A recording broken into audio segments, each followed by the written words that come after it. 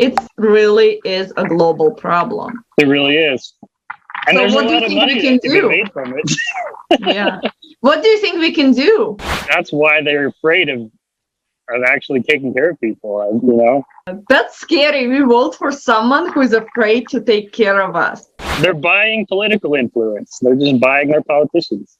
Wait, so power belongs to people. We as people give it to the politicians, and politicians. And who is sell it to buying the our wealthy. politicians? You know, everybody should have the freedom to be who they want to be and do what they want to do, and not be forced by necessity to do something they don't want to do.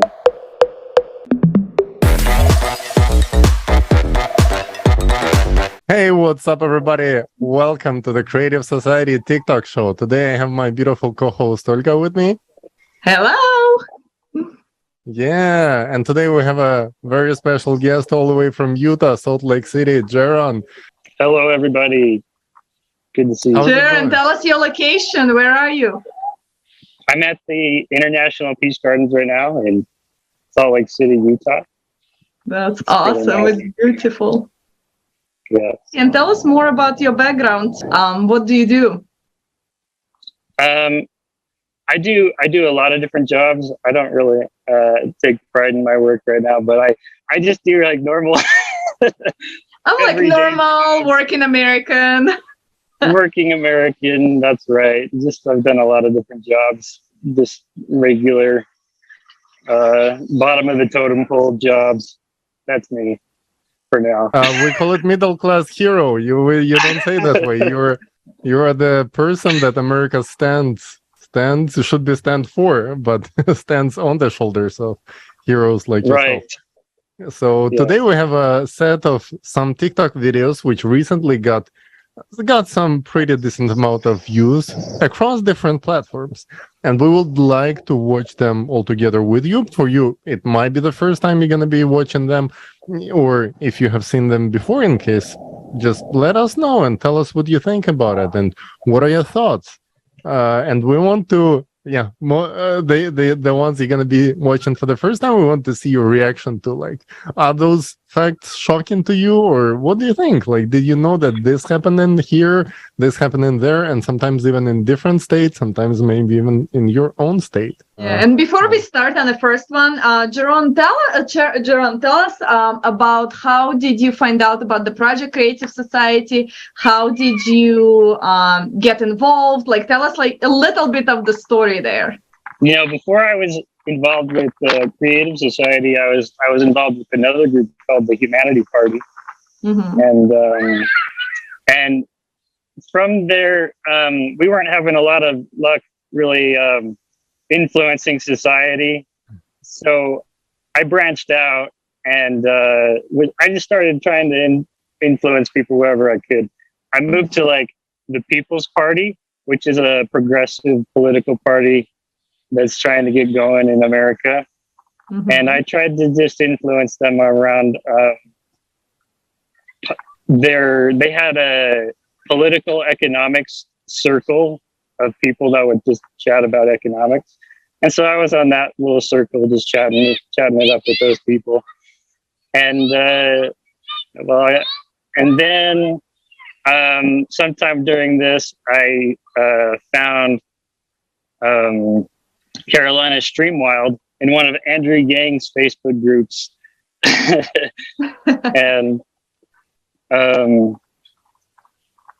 And so from there, she posted about Creative Society, and so I checked out the project and looked into everything going on behind the scenes and the what else?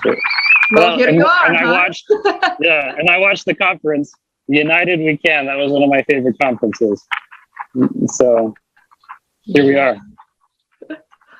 Awesome. So let's roll the first video from TikTok and we will get your reaction and then we'll talk more about it. Okay. All right. Why is the existence of these camps around the world beneficial? What prevents this issue from being solved once and for all? The answer is obvious. Refugees are a business, shady business, where the goods are people. You are a commodity. Refugees are easy prey. They will not be sought. No one needs them. Neither the state from which they are fleeing, nor the host party. The refugee crisis. You know, I wish it was a better business where like we actually had, like, if we gave them something that the Humanity Party calls a human e-card, and we put that in the hands of every refugee, that card will pay for their housing and their food and their medical, anything that they need to survive, and that would make them actually valuable to the businesses that would take care of them, rather than businesses that are just trying to make money themselves so that they can survive. You know, I don't think you'd have an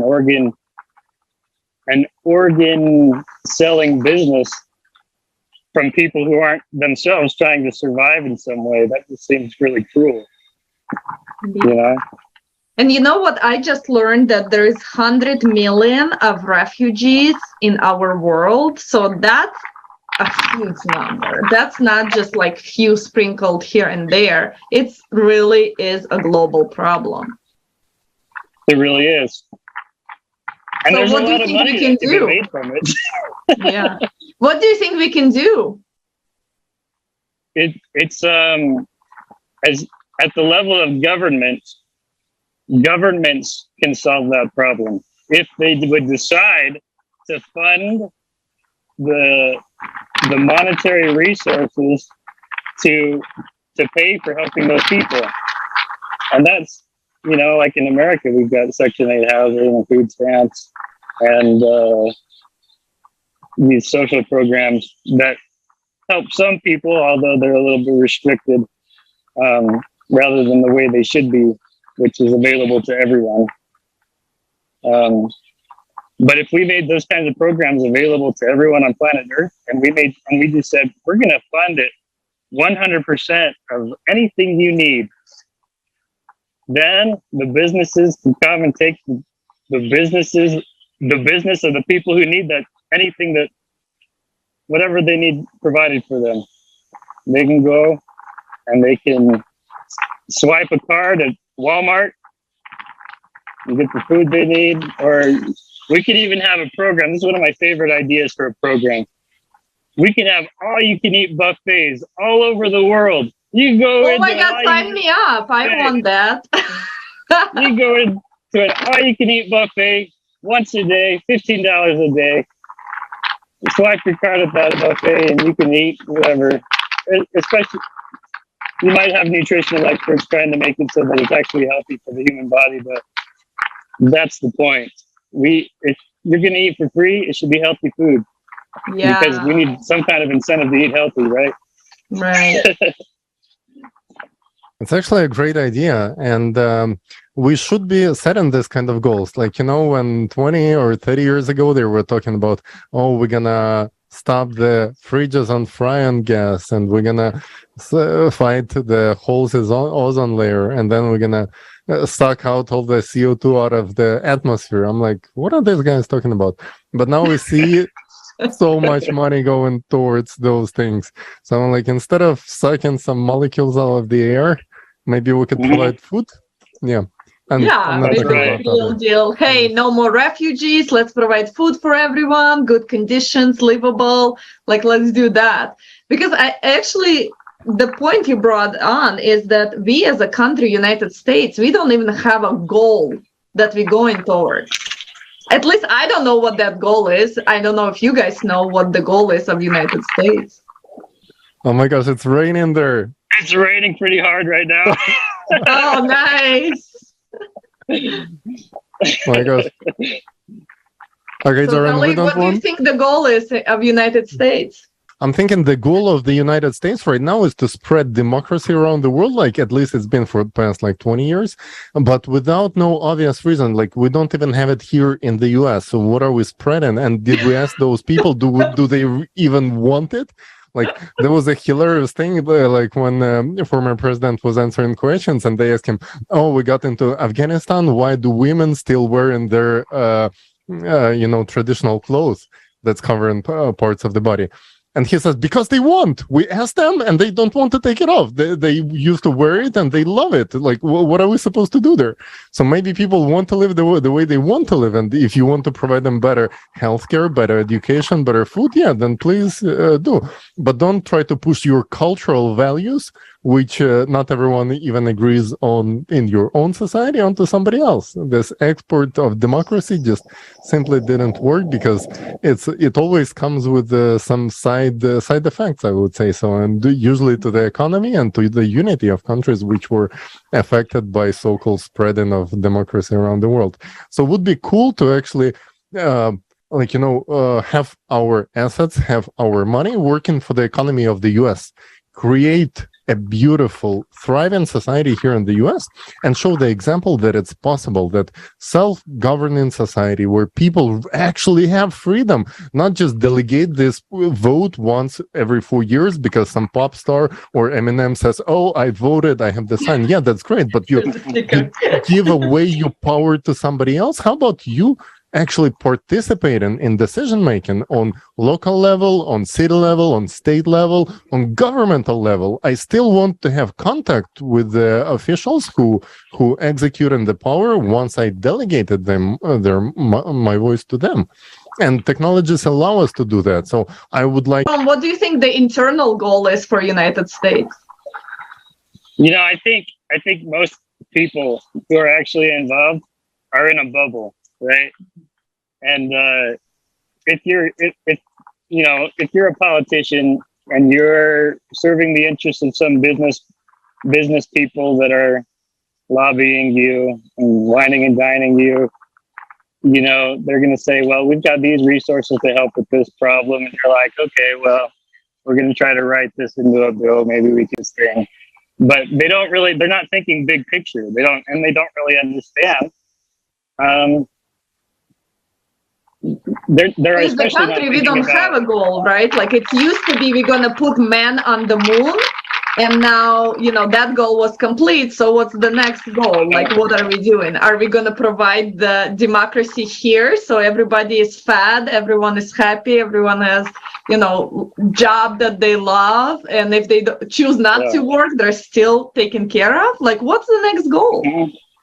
Right, and I think what they're worried that if they take care of people, that they're not going to want to do the jobs that they currently have, because they're going to have to increase. They're going to have to make the working conditions better for people to even get them to want to work for them. So that's for sure. And that's why they're afraid of actually taking care of people. Oh God, that's scary. We vote for someone who is afraid to take care of us. Right? That's pretty crazy. That's crazy. And that's an insane society, the way that's set up.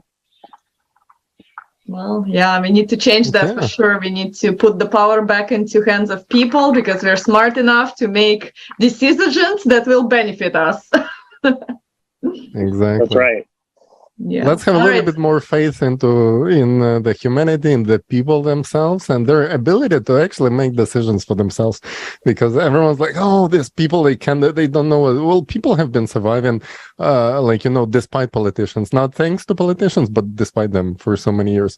So let's actually go ahead and switch to our second video, watch it together, and see what are we thinking about this one. Bulk of climate finance was allocated to renewable energy sources, mainly solar and wind power plants. 3.4 trillion was spent on this, but did it really help stabilize the climate? As we can see, no, the number of natural disasters continues to grow at an alarming rate, so these funds do not solve the problem. So what do? Perhaps they did help reduce growth of the CO2 amount. It turns out they didn't. CO2 keeps rising. So how does that work out? We've already spent $5 trillion on nothing. Huge nothing burger out of trillions of dollars. My God. Nothing. And Yeah. and disincentivizing our, energy needs for like for gasoline and stuff like that. Yeah, you know what's interesting? Yesterday, I talked to my friend, and he's German, and he has his daughter that lives in Germany. He lives here in the United States, and he said that her gas bill to just keep her house nice and warm, or nice and cool, is 1,800 euros. So it's like $2,000 a month. Mhm. And I asked him, how can she afford that? And he said, well, I send her money. I'm like, okay, so you send her money, she can afford it. But what about the rest of Germany? This crisis, the crisis that we're having right now, and there is no answer. Wait, Right. 2,000 euros? 1,800 euros A month. a month? Yeah. What is it? Is it like multi-story, multi-apartment complex? No, probably just little house. Wow, that's The insane. German dream. I was talking to my friend from who lives in Switzerland, and it used to cost them about $1,000 to, like, in francs, whatever the local currency is, to go through the winter with like regular heater that works on some fossil fuels, and that's a standard over there. And he said recently it came to 5,500. So it's gonna last you the winter, but it went from 1,000 to 5,500. Which is a lot, which is like for locals, even though Switzerland is a rich country, this is a lot. So locals started switching into the electric power and buying small heaters. And this is being banned officially now by the government because they don't want people to Too much CO2. Not just that, yeah, but the power grid is not ready for so many electric devices. It's gonna consume a lot of electricity, and the power grid's not ready. They don't have that much electricity over there. So it looks like we're collapsing. We invested $5 trillion to collapse. Oh yeah. I have some friends who own a company. It's called Tilted Green International, and they have a fuel additive that is highly concentrated. They can add just a couple drops to it's like I don't know Mm-hmm. a couple drops to your fuel tank, and you'll get like another 5 to 10% fuel economy because it works as a catalyst and it gets rid of the harmful emissions that come out of your car. Most of them, about 60% or so. There's some, and if the government decided, hey, let's put this in every gas and put it in all the fuel around the country, then the gasoline industry would just lose, about 5% of their profits. Mm-hmm. Right. Yeah. So But why also, do we? I guess why do we function like this? It's ridiculous to function like that, but here we are signing all kinds of bills to try to catch CO2, which I know that is 0.004 of our atmosphere. So even if you catch it all, it's not going to change nothing. And it's not guaranteeing that the tornado is not going to come, that the mudslide is not going to happen. It's not guaranteeing anything to us, but they're saying it is for climate change reasons. My opinion on climate change is that all the water is just falling into the oceans, and the land's drying up, and we're not watering plants, and our policy of water conservation is we're not like making the plant life on the land thrive, and so what happens is the plants don't retain the water, the moisture.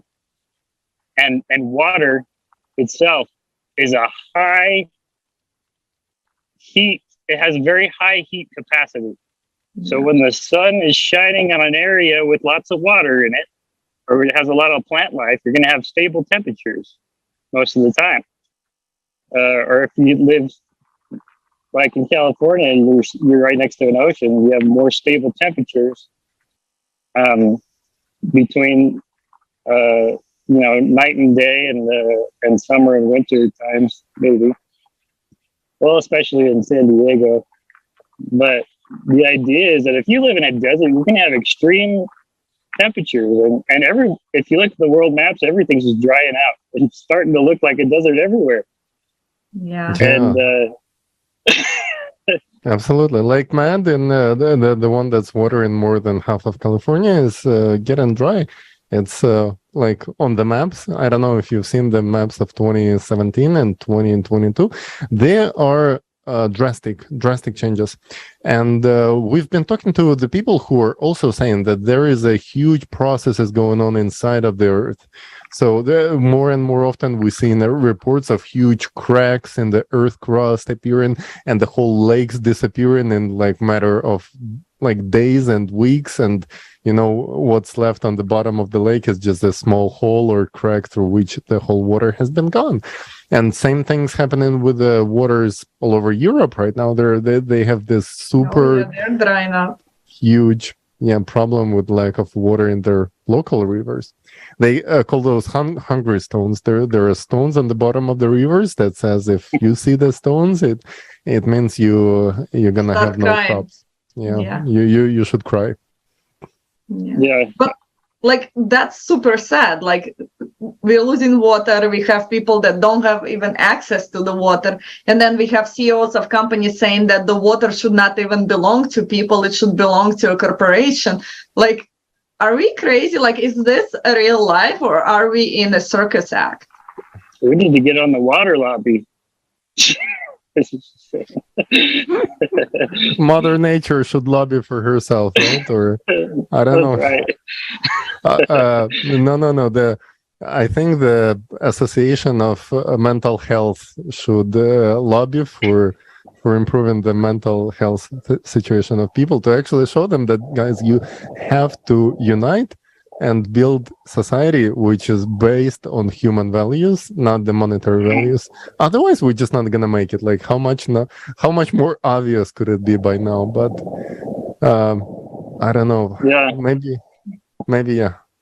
You see, at the same time, we're seeing strange things. Like there are so much more hurricanes, so much more floods, so much more stuff like related to extreme climatic events where there is a lot of water appearing somewhere. But then at the same time, it's not filling up the rivers and the reservoirs and the lakes. Like, isn't this something for us to consider, to think about? I think let's leave our viewers with their thoughts, which they could share in the comment section. Why is that happening? And as to us, I offered to go to the video number 3. People are killed mercilessly and taxed. You see? All Social Security and all other benefits are cut down. Why? Because people are a resource, nothing more. While in the creative society, a human is the most important and the main unit. You see? It cannot be otherwise. That's how it should be. And that's what unification is based upon. Unification in order to improve the quality of life of each of us so that we can leave a true legacy to our descendants, a true one. This is freedom. That freedom, which people have always been fighting for. I think it would be great if we didn't have to pay taxes. But maybe, there could be a good reason to have taxes on like no, Jaron, no, there is no good reason. Come on. Give me a second. In ushering in the creative society, it might be a good idea to have a consumption tax on luxury goods that changes every year, and it goes down based on an algorithm as we spend less public funds on people's basic needs. And what that means is that as more people are being taken care of, we won't need nearly it'll make it more incentivized and more profitable for companies to focus on people's basic needs. And when that's taken care of, then we can cut the taxes out.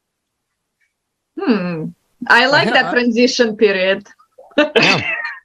I mean, it totally makes sense what you were saying, and the point of it is to make it not a revolutionary thing, but make it evolutionary. Like, we don't want to do sudden moves when we're making any serious transitions, because like whatever we're doing, we have to see the benefits of how exactly it improves our life, and that is one of the reasons why we talk about self-governing, because unless that is happening, then we always gonna have this one lobbyist that walking into the cabinet with a bunch of offers for your politician, and just like, making it the way that, oh yeah, others gonna pay some taxes, but our company is gonna go through this loophole where we're gonna register another company somewhere offshore and set our intellectual property over there, and gonna sign off our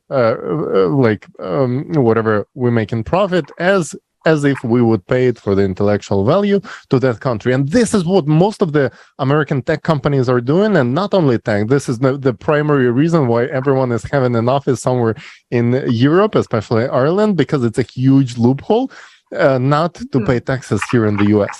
So you see, I think the bigger problem is not to set the number, set a good number, but to actually make the taxes inevitable, because at this point there's barely anyone paying the taxes out of those who are really making this huge profits as companies. As Amazon, for example, they have half a billion dollar revenue, but out of those money, government trying to make them pay at least 15% as a company, and they have not been able to do even that. So right now, the most recent bill signed, the so-called climate bill, it says that companies that make over $1 billion in revenue supposed to pay at least 15% in taxes. And I was like, oh, wait, is there any company that makes over $1 billion? And there is none. So I was like, is that the projection of the inflation that's going to make 500 million look like $1 billion in next year? That's the hint that trying to make. I don't know.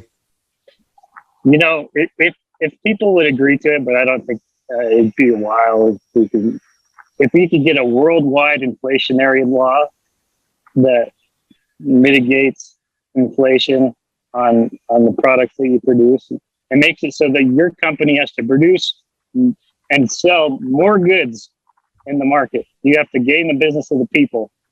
In order to make more money instead of increasing your prices, then that would be revolutionary.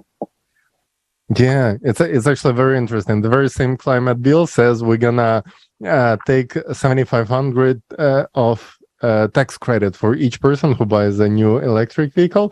And you know what the automotive companies did right away? They increased the price of their cars up to $8,000.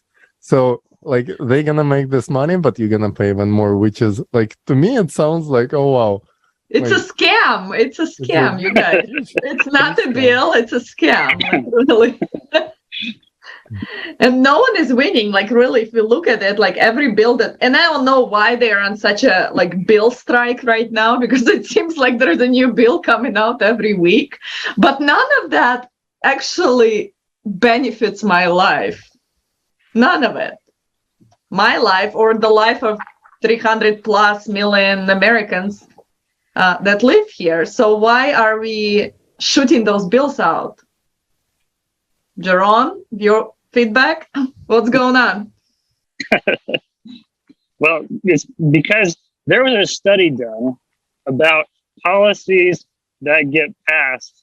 I think Princeton did this study, but I'm not sure. And so if there was an idea that like 0% of people supported, there was like a 30% chance that it would pass. And if there was a policy that 100% of people supported, there was about a 30% chance that it would get passed. And then they made another graph, and it says and it and there's another graph that's made for the interests of the wealthy and the extremely wealthy. And if there is a 0% chance that they want something passed, it's very, very slim that it will get passed. And if there is a 100% chance that they want something passed, it's like, 80% that's going to get passed. So it's an upside down pyramid here, right? We live in a world that's spinning upside down. It's very interesting. Maybe. Do you think that's why? They're buying political influence. They're just buying our politicians. Wait, so power belongs to people. We as people give it to the politicians, and politicians. And who's buying our politicians? Who's paying the salaries to these politicians? You cannot blame the people. It's the whole system that has to be redesigned in some way. That's right. We need a new constitution. Oh, for sure, yes. And Jaron, talking about the new constitution and the American dream, I wanted to ask you a question. What's the definition of American dream for you? And has that changed maybe in the past couple of years? My idea of maybe even the world dream is just that everybody should have the freedom to be who they want to be and do what they want to do, and not be forced by necessity to do something they don't want to do. Yeah. That's in summary for you. This is very deep and profound, and thank you for saying that. It's a very good answer in a sense that it resonates with how I see it. People should be taking decisions not out of fear or out of necessity to lose their jobs or to stay without ability to survive, but out of the one question: how do I make something good for the world, for myself, for the society around me? And if we could create conditions for people to think that way, that would be a big change.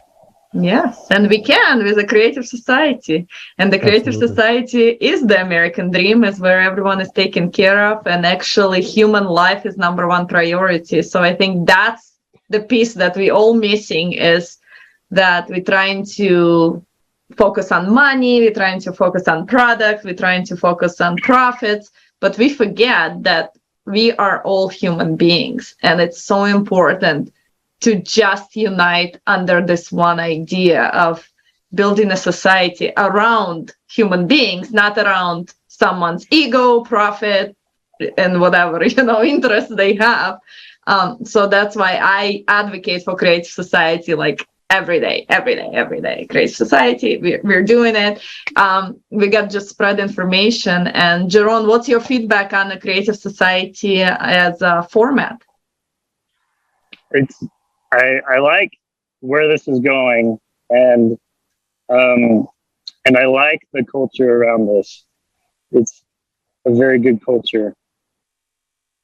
Yeah, because it's people, right? No one kicked you out yet because everybody is involved as they want to be, or, put as much effort or as little effort. We all volunteer to do it. And, no one is coming with the pile of money and telling us what to do. And that's what makes us different. We're just human beings with the passion and drive for life. And we are not afraid to show it and spread this message. Right. It's very good. It's really, it stands out above every other thing, just because, if you want to get involved, you can. You just pick up your phone and do your thing. For sure. Yeah. Thanks so much. And thanks so much for being on. I know you're on your walk and you went through the rain and sunshine and everything, but that's it's not raining anymore. Oh. That's awesome. So Jaron, what last wish do you have for our audience? What do you have on your mind, heart? What is that you want for the world? I think if everybody just took the time to imagine the world that we all want to live in, and we pursued that with all of our hearts and with goodness towards all people, then I think we can do it. For sure. Thank you. Thank you for being with us today. Thank you for sharing your ideas and thoughts, really profound, beautiful thoughts. I hope people are gonna hear your message, and people are gonna love seeing how much honest and how much easier it is to be honest and just live your life as you want with like, switch separation and division for unity. It no brainer. It's so easy. Stop listening to those who trying to separate us and unite as people on universal values, on those things that unite all of us, no matter where you're from, no matter what's the color of your skin, no matter what are your beliefs. There are things that unite all people, and we call those the 8 foundations of the creative society. If you haven't seen those yet, please check them out on our website, creativesociety.com. And if you like those, and if you would like to contribute to creation of the world in which those would be the primary values of our society, please click join us button, and let's maybe even meet you on our future episodes. Yeah. For sure. Visit creativesociety.com to click that button, join us, and you can follow us on social media, and come on and be a guest on any of our shows. We do a lot of things like that. We're all volunteers, 180 countries. We're making it happen, and we want everybody who is ready to build a creative society to join us. So join us, guys, and we'll see you next time.